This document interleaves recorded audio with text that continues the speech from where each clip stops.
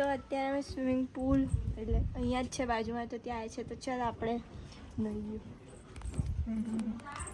ગરમ હશે તો હા ચા તો ઊંડું નું હોય એટલે જ તો હે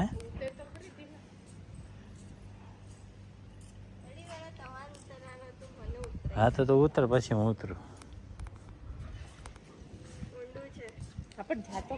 આમ ઊંડું છે આમ. ઉતરી જાય ને પણ કેટલું છે કુકુ? હજી નીચું છે. અચ્છા